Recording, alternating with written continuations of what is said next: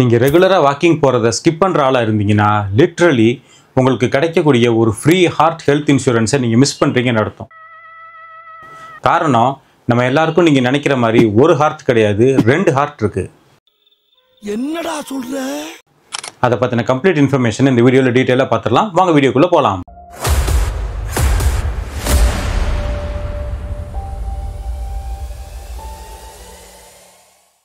Hi, நம்ம சேனலுக்கு first time விசிட்டராக இருந்தீங்கன்னா என்னுடைய பெயர் ஷேக் சையத். நான் 2 டைம்ஸ் அயன்மேன் ஈவெண்ட் கம்ப்ளீட் பண்ணியிருக்கேன். நான் ஒரு ultra cyclist. Kashmir to Kanyakumari சைக்கிளிங்கில் நான் ஒரு வேர்ல்டு ரெக்கார்ட் ஹோல்டர். பல மேரத்தான் ஈவெண்ட்ஸில் பார்ட்டிசிபேட் பண்ணியிருக்கேன். அதே மாதிரி நேஷனல் லெவல் குங்ஃபு டோர்னமெண்ட்டில் 4 தடவை நான் கோல்டு மெடல் வாங்கியிருக்கேன். என்னுடைய இந்த ஃபிட்னஸ் ஜேர்னியில் பல ஃபிட்னஸ் ட்ரெயினர்ஸ், பல ஃபிசியோதெரபிஸ்ட், பல கோச்சஸ் கூட நான் ஒர்க் பண்ணியிருக்கேன். அதுலேருந்து நான் கற்றுக்கிட்ட விஷயங்களை தான் இன்றைக்கி உங்கள் கூட நான் ஷேர் பண்ண போகிறேன். இவங்க கூட நான் வச்சுக்கிட்ட இன்ட்ராக்ஷன்ஸ் மூலிமா நான் கற்றுக்கிட்டதையும் என்னுடைய ப்ராக்டிக்கல் எக்ஸ்பீரியன்ஸையும் இவங்க கூட ஷேர் பண்ணதுக்காக உருவாக்கப்பட்டதான் அந்த சேனல்.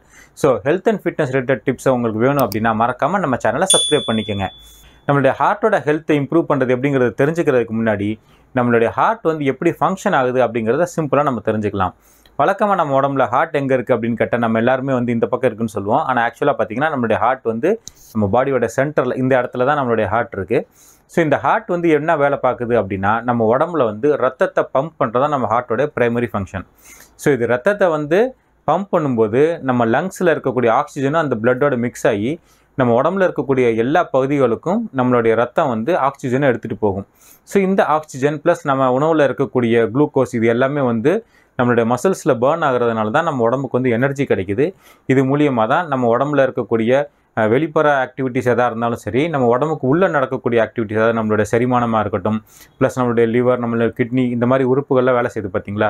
இது எல்லாத்துக்குமான எனர்ஜி வந்து இந்த ரத்தம் வந்து அதுகளுக்கு சரியான முறையில் போய் சேர்றதுக்கு தான் கிடைக்குது. ஆனால் நீங்கள் ப்ராக்டிக்கலாக கொஞ்சம் யோசிச்சு பாருங்கள். நம்மளுடைய ஹார்ட் வந்து இந்த இடத்துல இருக்குது. நம்ம ஹார்ட்டுக்கு மேலே நம்மளுடைய உடம்பு இருக்குது. எவ்வளோ இருக்குது அப்படின்னு பார்த்தீங்கன்னா ஒரு 20% தான் வந்து நம்மளுடைய ஹார்ட்டுக்கு மேலே இருக்கக்கூடிய உடம்பு இருக்குது. ஆனால் நம்மளுடைய ஹார்ட்டுக்கு கீழே தான் நம்ம பாடியில் இருக்கக்கூடிய 80% ஆஃப் பாடி பார்ட்ஸ் வந்து நம்ம உடம்புக்கு கீழே தான் இருக்குது. அதாவது நம்ம ஹார்ட்டுக்கு கீழே தான் இருக்குது. ஸோ நம்ம ஹார்ட்டோட வேலை வந்து பம்ப் பண்ணுறது தான். அதாவது நம்ம ஹார்ட் வந்து ரத்தத்தை பம்ப் பண்ணும். அது வந்து அப்படி கம்ப்ரஸ் ஆகும்போது பார்த்திங்கன்னா அதுலேருந்து ரத்தம் வந்து அந்த ரத்த நாளங்கள் மூலியமாக, அதாவது ஆர்டரிஸ் மூலியமாக நம்ம உடம்புல இருக்க எல்லா பாகங்களுக்கும் போகும். ஒரு சிம்பிளாக புரிஞ்சுக்கணும் அப்படின்னா, ஒரு பலூன் நிறையா தண்ணி வச்சுருக்கீங்க, அதில் ஒரு 2 இடத்துல ஓட்ட போட்டிங்க அப்படின்னு என்ன ஆகும், அந்த பலூன் வந்து அதை கம்ப்ரஸ் பண்ணுறதுனால அந்த தண்ணி வந்து வெளியே அப்படி பீச்சிட்டு அடிக்கும் பார்த்தீங்களா. கிட்டத்தட்ட நம்ம ஹார்ட் வந்து அந்த வேலை தான் பார்த்துட்ருக்கு. ஸோ இப்படி பம்ப் பண்ணும்போது நம்ம ஹார்ட்லேருந்து வரக்கூடிய பிளட்டு நம்மளுடைய மூளைக்கு போகுதுன்னு வச்சுக்கோங்களேன். நம்ம தலையில் நம்மளுடைய மூளைக்கு போகுது அப்படின்னா, ஸோ இங்கே போகக்கூடிய பிளட்டு அந்த ஆக்சிஜன் எல்லாத்தையும் சப்ளை பண்ணிவிட்டு ரிட்டன் வந்து நம்ம ஹார்ட்டுக்கு வரணும் பாருங்கள்.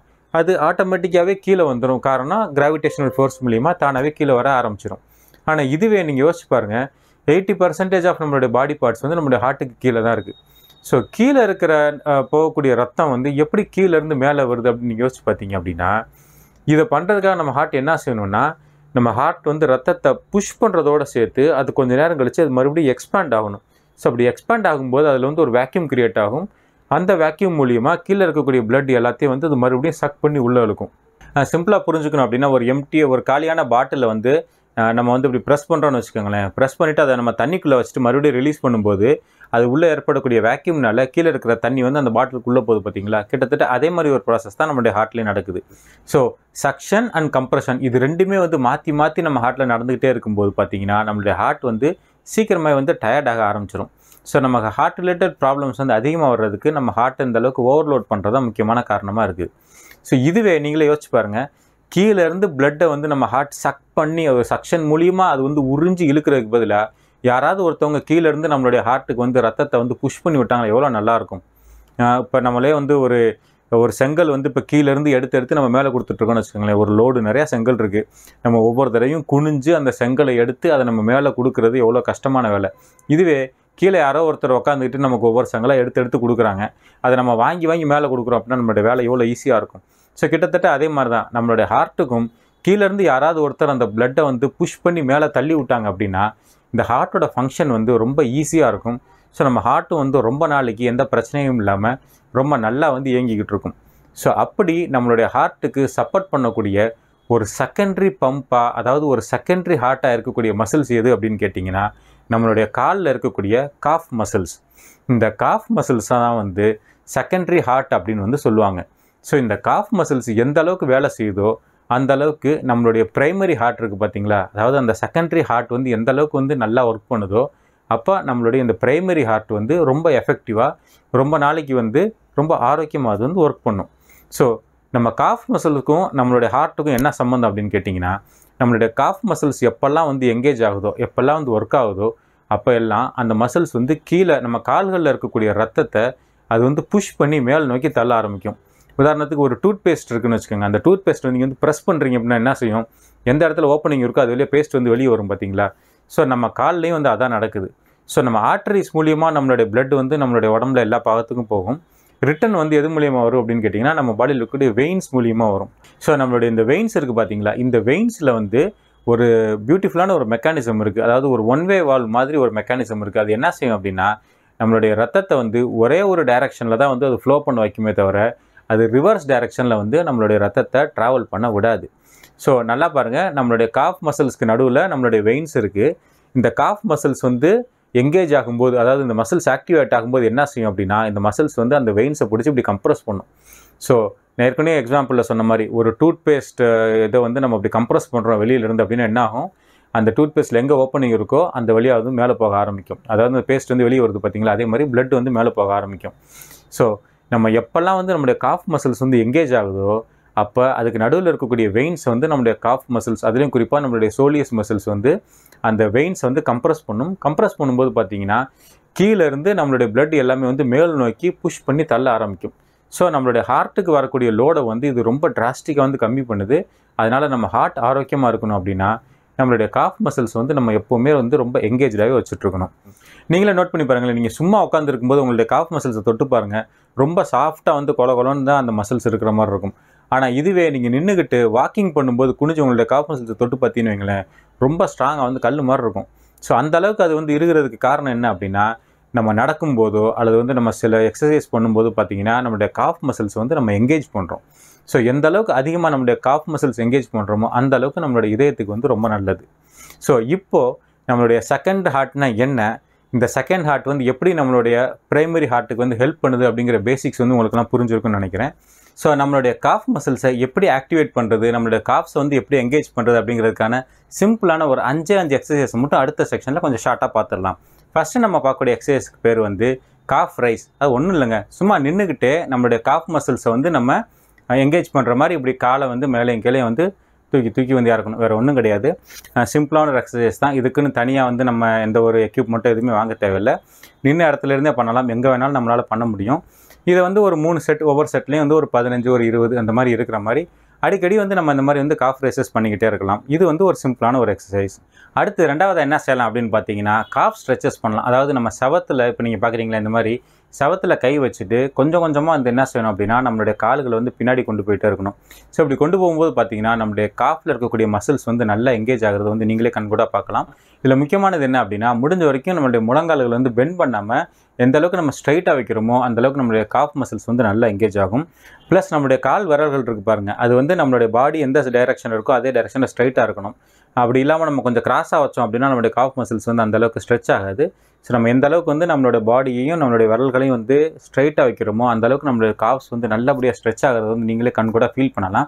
இப்படி நம்மளுடைய காஃப் மசில்ஸ் ஸ்ட்ரெச் ஆகும்போது நம்ம மசில்ஸ் வந்து நல்லபடியாக லூஸ் ஆகி எலங்கேட் ஆகி அது வந்து கரெக்டாக நம்மள ஆக்டிவேட் ஆகிறதுக்கு இந்த ஒரு சிம்பிளான ஸ்ட்ரெச் வந்து நமக்கு ரொம்ப ஹெல்ப்ஃபுல்லாக இருக்கும். இதிலே அடுத்த ஸ்டேஜாக வந்து நம்ம டவுன் டாக் அப்படின்னு ஒரு எக்ஸசைஸ் சொல்லுவாங்க. அந்த எக்ஸசைஸையும் வந்து நம்ம பண்ணலாம். இப்போ நீங்கள் வீடியோவில் பார்க்குறீங்களே இதே மாதிரி ரொம்ப சிம்பிளான ஒரு எக்ஸசைஸ் தான். இதே நம்ம ரெகுலராக பண்ணும்போது நம்மளுடைய காஃப் மசில்ஸ் வந்து நல்லபடியாக எங்கேஜாக நம்ம ஆக்டிவாக இருக்கும். மூணாவதாக நம்ம என்ன செய்யலாம் அப்படின்னா, நம்மளுடைய டோ மட்டும் வச்சு வாக் பண்ணலாம். நம்ம வழக்கமாக வந்து வாக்கிங் பண்ணும்போது பார்த்திங்கன்னா நம்மளுடைய ஹீல் வந்து தரையில் போடும், அதுக்கப்புறமா நம்மளுடைய மிட் ஃபுட், அப்புறமா நம்மளுடைய டோ, அதுக்கப்புறமா வந்து நம்மளுடைய ஹீல் எல்லாத்தையும் லிஃப்ட் பண்ணி நம்ம அடுத்த ஸ்டெப் வந்து வைக்க ஆரம்பிப்போம். அப்படி இல்லாமல் நம்மளுடைய டோஸ் மட்டும் தரையில் படுற மாதிரி கொஞ்சம் நேரத்துக்கு வந்து நம்ம வாக்கிங் பண்ணோம் அப்படின்னா, நம்ம எப்போல்லாம் நம்மளுடைய டோஸ் வந்து தரையில் போடுதோ அப்போல்லாம் வந்து நம்மளுடைய காஃப் மசில்ஸ் வந்து நல்லபடியாக எங்கேஜ் ஆகும். ஸோ இப்படி சிம்பிளாக பண்ணுறது மூலியமாகவும் நம்மளுடைய காஃப் மசில்ஸ் வந்து நம்ம ரொம்ப ஆக்டிவாக வச்சுக்க முடியும். நாலாவது ரொம்ப சிம்பிளானது, அதுலேயும் குறிப்பாக உட்காந்துக்கிட்டு வேலை பார்த்துக்கிட்டு உட்காந்துட்டு படிச்சுட்டு இருக்கோம் பார்த்தீங்களா. ஸோ இப்படி நம்மள மாதிரி ஆளுகளுக்காகவே உள்ள ரொம்ப சிம்பிளான ரொம்ப எஃபெக்டிவான ஒர்க் அவுட் என்ன அப்படின்னா, சீட்டட் காஃப் ரைஸ் அப்படின்னு சொல்லுவாங்க. அதாவது நம்ம உட்காந்துட்டு இருக்கோம் பாருங்கள், நம்ம சேரில் உட்காந்துட்டு இருக்கும்போதே நம்ம என்ன செய்யலாம் அப்படின்னா, நம்மளுடைய ஹீலை வந்து நம்ம மேலேயும் கீழே வந்து நம்ம அப்படி தூக்கி இறக்கிக்கிட்டே இருக்கலாம். ஸோ இப்படி நம்ம உட்காந்துக்கிட்டே நம்மளுடைய காஃப் ரைஸ் பண்ணும்போது நம்ம எப்போல்லாம் வந்து நம்மளுடைய இந்த ஆங்கிளை வந்து மூவ் பண்ணுறோமோ அப்போல்லாம் பார்த்திங்கன்னா நம்மளுடைய காஃப் மசில் எங்கேஜ் ஆகிறது வந்து நம்மளே வந்து ஃபீல் பண்ண முடியும். ஸோ நம்ம ஆஃபீஸில் உட்காந்துட்டு வேலை செய்கிறோம், அல்லது ஸ்கூலில் நம்ம உட்காந்துட்டு படிக்கிறோம், சேரில் உட்காந்துட்டு படிக்கிறோம், அல்லது உட்காந்துட்டு சாப்பிட்டு உட்காந்துட்டு டைனிங் டேபிளில் உட்காந்து சாப்பிட்றோம். இப்படி எந்த ஒரு சூழ்நிலையிலும் பார்த்திங்கன்னா நம்ம வந்து உட்காந்துக்கிட்டே வந்து நம்மளுடைய கால் மசில்ஸ் வந்து இப்படி ஆக்டிவேட் பண்ணிக்கிட்டே இருக்கலாம். இப்படி பண்ணும்போது நம்ம உட்காந்துக்கிட்டே இருக்கிறதுனால தான் வந்து இந்த மாதிரி அதிகப்படியான இந்த காஃப் வந்து எங்கேஜ் ஆகாத பிரச்சனை வந்து, அதுவும் குறிப்பாக இப்போ ஒரு 20-30 வருஷமாக வந்து இந்த ப்ராப்ளம் வந்து ஜாஸ்தியாகிட்டே இருக்குது. இந்த 30 வருஷமாக அதை வந்து ஹார்ட் ரிலேட்டட் டிசீஸ், அதே மாதிரி லைஃப் ஸ்டைல் டிசீஸ்னு சொல்கிறாங்க பார்த்தீங்களா, அதாவது சுகர், பிபி இந்த மாதிரி ப்ராப்ளம்ஸ் நிறையா வருதும் பார்த்திங்கன்னா இந்த லாஸ்ட்டாக ஒரு 30-40 இயர்ஸாக தான் வந்துட்டுருக்கு. ஸோ இப்படி உட்காந்துக்கிட்டே நம்ம அடிக்கடி நம்மளுடைய காஃப் மசில்ஸ் எங்கேஜ் பண்ணும்போது இந்த மாதிரி லைஃப் ஸ்டைல் டிசீஸ்லேருந்து நம்மளால் பாதுகாத்துக்க முடியும். அதே நேரத்தில் நம்மளுடைய ஹார்ட்டையும் ஆரோக்கியமாக வச்சுக்கிறதுக்கு ரொம்ப சிம்பிளாக அதே மாதிரி ரொம்ப எஃபெக்டிவான ஒரு டிப்ஸ் வந்து இந்த உட்காந்துக்கிட்டே பண்ணக்கூடிய சீட்டட் காஃப் ரைஸ். 5வது இருக்கிறதுலே வந்து ரொம்ப பெனிஃபிஷியலான ஒர்க் அவுட்ஸ் எது அப்படின்னு பார்த்தீங்கன்னா ஸ்கிப்பிங் அல்லது ஜம்ப் ரோப்ஸ் அப்படின்னு சொல்லுவோம் பாருங்கள். முழுக்க காஃப்ஸ் எங்கேஜ் பண்ணுறதுக்குன்னே இருக்கக்கூடிய ஒரு டெடிக்கேட்டட் ஒர்க் அவுட் எது அப்படின்னு கேட்டிங்கன்னா இந்த ஜம்ப் ரோப்ஸ். இதோட சேர்ந்து நம்ம வந்து ஸ்டேர் கிளைம்பிங்ஸ் வந்து பண்ணலாம். அப்புறம் வந்து ரொம்ப சிம்பிளான எஃபெக்டிவான ஒர்க் அவுட் உங்கள் எல்லாருக்குமே தெரிஞ்ச குளோபல் ஒர்க் அவுட் அது என்னென்னு கேட்டிங்கன்னா வாக்கிங். ஸோ நம்ம அடிக்கடி வந்து வாக்கிங் பண்ணுறது, அதுவும் நம்ம உட்காந்துட்டு வேலை பார்க்குறோம் அப்படின்னா எவ்ரி ஒரு 30-40 மினிட்ஸ்க்கு ஒருக்கா எந்திரிச்சு ஒரு 20 to 30 செகண்ட்ஸ் வந்து நம்ம வாக் பண்ணிவிட்டு வந்து டெஸ்கில் உட்காடுறது. அது மாதிரி ஆஃபீஸில் மீட்டிங் அட்டன் பண்ணும்போது ப்ளூடூத் ஹெட்செட் யூஸ் பண்ணிவிட்டு கொஞ்சம் நடந்துக்கிட்டே இது பண்ணுறது. ஸோ எந்த அளவுக்கு வந்து நம்ம அதிகமாக வாக்கிங் பண்ணுறோமோ, நம்ம வாக்கிங் பண்ணும்போது எல்லாமே நம்மளுடைய காஃப் மசில்ஸ் வந்து எங்கேஜ் ஆகிக்கிட்டே இருக்கும். அப்படி அதிகமாக எங்கேஜ் பண்ண நம்மளுடைய ஹார்ட் மசில்ஸ்க்கு வந்து அது ரொம்ப ஹெல்ப்ஃபுல்லாக இருக்கும். நம்மளுடைய ஹார்ட் ரொம்ப ஆரோக்கியமாக இருக்கிறதுக்கு இந்த சிம்பிளான டிப்ஸ் வந்து ரொம்ப பயனுள்ளதாக இருக்கும். இந்த எண்டூரன்ஸ் ஆக்டிவிட்டியில் ஈடுபடுற அத்லெட்ஸோடைய ஹார்ட் ரேட்லாம் பார்த்துருக்கீங்களா? நார்மலாக வந்து நம்மளுடைய ரெஸ்டிங் ஹார்ட் ரேட் வந்து 72 BPM அப்படின்னு சொல்லுவாங்க. ஆனால் யார் வந்து இந்த மேரத்தான் மாதிரி ரன்னிங்லாம் வந்து போகிறாங்களோ, அல்லது யார் வந்து இந்த லாங் டிஸ்டன்ஸ் வந்து எண்டூரன்ஸ் சைக்கிளிங் பண்ணுறாங்களோ, இவங்களுக்கெல்லாம் பார்த்தீங்கன்னா ரெஸ்டிங் ஹார்ட் ரேட் வந்து ரொம்ப கம்மியாக இருக்கும். அதாவது 50க்கு கீழே வந்து இவங்களோட ரெஸ்டிங் ஹார்ட் ரேட் வந்து இருக்கும். எலைட் அத்லெட்ஸ் வந்து வேர்ல்டு லெவலில் இருக்கக்கூடிய எலைட் அத்லெட்ஸ்லாம் பார்த்தீங்க அப்படின்னா அவங்களுடைய ரெஸ்டிங் ஹார்ட் ரேட் வந்து ஒரு 35க்கு கீழே இருக்கும். காரணம், அவங்க அதிகப்படியாக தங்களுடைய காஃப் மசில்ஸ் வந்து யூஸ் பண்ணுறதுனால அவங்களுடைய ஹார்ட்டுக்கு வரக்கூடிய லோடு வந்து ரொம்ப கம்மியாகுது. ரெஸ்டிங் ஹார்ட் ரேட் அப்படிங்கிறது நம்மளுடைய ஹார்ட்டோட ஹெல்த்தை டிஃபைன் பண்ணுறதுக்கு அல்லது மெஷர் பண்ணுறதுக்கு ஒரு முக்கியமான ஒரு பேராமீட்டர். ஏன்னா அதாவது 72 ரெஸ்டிங் ஹார்ட் ரேட்னா என்ன அர்த்தம்னா, ஒரு நிமிஷத்துக்கு 72 தடவை நம்ம ஹார்ட் வந்து இப்படி பம்ப் ஆச்சுன்னா தான் நம்ம பாடிக்கு தேவையான அளவுக்கு ரத்தத்தை வந்து அதை தான் சப்ளை பண்ண முடியும்னு அர்த்தம். ஆனால் இதுவே பாருங்கள், நம்ம பாடிக்கு தேவையான ரத்தத்தை அது வந்து ஒரு 30 தடவை அல்லது ஒரு 40 தடவையிலேயே பண்ணுது. அப்படிங்கும்போது நம்மளுடைய ஹார்ட் வந்து அந்தளவுக்கு எஃபிஷியண்ட்டாக வந்து பம்ப் பண்ணிக்கிட்டு இருக்கு. ஸோ நம்மளுடைய ரெஸ்டிங் ஹார்ட் ரேட் எந்த அளவுக்கு குறையுதோ அந்தளவுக்கு நம்மளோட பாடி வந்து ஆரோக்கியமாக இருக்குன்னு அர்த்தம். இதை கம்மி பண்ணுறதுக்கு நம்ம இந்த மாதிரி எண்டூரன்ஸ் ஆக்டிவிட்டீஸ் இருக்குது பாருங்கள், அதாவது ரன்னிங், சைக்கிளிங், இந்த மாதிரி நம்மளுடைய காஃப் மசில்ஸை எங்கேஜ் பண்ணக்கூடிய மாதிரி ஆக்டிவிட்டீஸை நம்ம எந்த அளவுக்கு அதிகமாக பண்ணுறோமோ அந்தளவுக்கு நம்மளுடைய ஹார்ட்டோட ஹெல்த் வந்து ரொம்ப டிராஸ்டிக்காக வந்து இன்க்ரீஸ் ஆகும். நிறைய பேர் வந்து கமெண்ட்ஸில் கூட கேட்டிருக்கீங்க என்னுடைய ரெஸ்டிங் ஹார்ட் ரேட் என்ன அப்படின்னு. என்னுடைய ஆவரேஜ் ரெஸ்டிங் ஹார்ட் ரேட் பார்த்திங்க அப்படின்னா 45, அதோடைய ப்ளஸ் ஆர் மைனஸ் ஒரு 2-3 வந்து அது அந்த டேவை பொறுத்து வந்து வேறுபடும். பட் ஆவரேஜாக என்னுடைய ரெஸ்டிங் ஹார்ட் ரேட் வந்து அரௌண்ட் 45 தான் இருக்கும். ஏன்னா நான் கிட்டத்தட்ட ஒரு 10 வருஷமாகவே ரன்னிங், சைக்கிளிங் இந்த மாதிரி எண்டூரன்ஸ் ஆக்டிவிட்டியில் நான் ஈடுபட்டு இருக்கிறதுனால முதல்ல என்னோடய ஹார்ட் ரேட்டு வந்து 70+ தான் இருந்துச்சு. கொஞ்சம் கொஞ்சமாக டிராஸ்டிக்கலாக வந்து இதை நான் பண்ண பார்த்தீங்கன்னா என்னுடைய ரெஸ்டிங் ஹார்ட் ரேட்டு வந்து குறைஞ்சி இப்போ ஒரு 45 கிட்ட வந்திருக்கு. ஸோ நீங்களும் வந்து எந்த அளவுக்கு அதிகமாக உங்களுடைய காஃப் மசில்ஸ் யூஸ் பண்ணுறீங்களோ அந்த அளவுக்கு அதிகமாக உங்களுடைய ஹார்ட்டோட ஹெல்த் இன்க்ரீஸ் ஆகாத நீங்களே கண்கூட பார்க்க முடியும். உங்களுடைய ரெஸ்டிங் ஹார்ட் ரேட் என்ன அப்படிங்கிறத நீங்கள் நோட் பண்ணி வைங்க. ஒரு 6 மாதம் அல்லது ஒரு வருஷம் நீங்கள் கண்டினியூஸாக இந்த மாதிரி காஃபை எங்கேஜ் பண்ணக்கூடிய மாதிரி ஆக்டிவிட்டீஸில் டெய்லி ஈடுபட்டு அதுக்கப்புறமா உங்களுடைய ரெஸ்டிங் ஹார்ட் ரேட்டில் என்ன சேஞ்ச் வந்துச்சு அப்படிங்கிறத நீங்களே நோட் பண்ணி பார்த்தீங்கன்னா உங்களுக்கே வந்து ரொம்ப ஆச்சரியமாக இருக்கும். இந்த வீடியோவில் நீங்கள் புதுசாக பயனுள்ள மாதிரி ஏதாவது கற்றுக்கிட்டீங்க அப்படின்னா அதை மறக்காமல் கமெண்ட்டில் தெரியப்படுத்துங்க. அடுத்து இதே மாதிரி இன்ட்ரெஸ்டிங்கான இன்ஃபர்மேட்டிவான வீடியோவில் நான் உங்களை மீட் பண்ணுறேன். பாய்.